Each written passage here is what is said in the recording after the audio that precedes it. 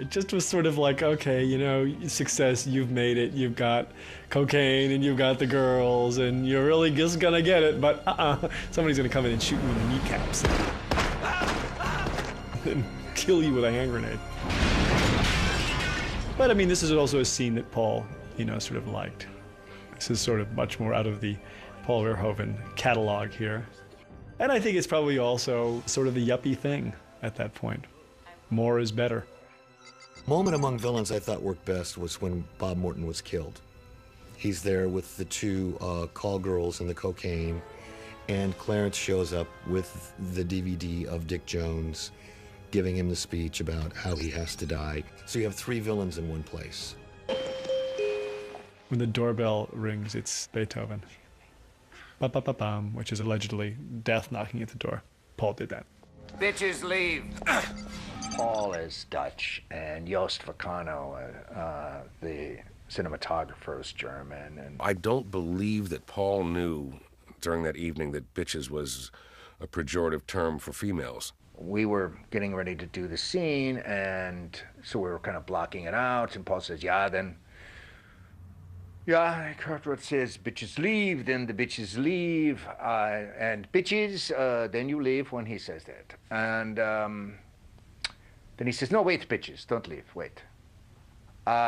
Joost, what do you think? Should bitches leave when he says bitches leave, or should they wait for him to make a motion? Joost goes, the bitches should leave. Yeah, bitches. Bitches, you leave. Miguel and I are just sitting there cracking up. And the bitches, they didn't seem to have a problem with it at all. You know, they were like, okay, fine, sure. Very good, thank you, bitches. Very good, that's a wrap on the bitches. Thank you very much, bitches. Gee, Bobby, bye. This was a real location that we found in Dallas. That house was like that. In fact, all the television cameras that you see there were there too. I mean, we didn't have to do anything, really. We just had to plug them in and we could shoot it as it was.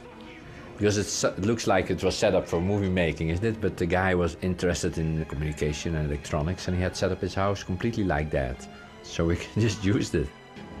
Originally, it was just a video cassette, and we all thought that was boring, so somebody came up with a CD. It probably would have been more interesting if it had been a 3 1/4 floppy, if we want to get very specific about props, but probably not.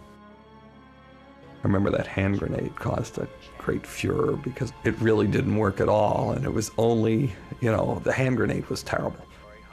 Well, thank God that Kurtwood Smith managed to make it work with a little hand gesture. He just pulls the pin and flips the top of the grenade off because it really, the grenade was pathetic. And I caught hell for that.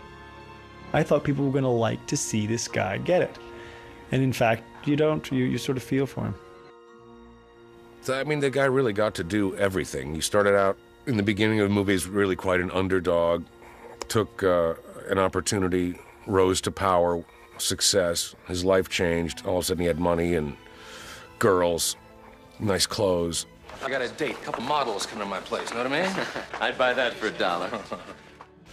And then it all went south on him.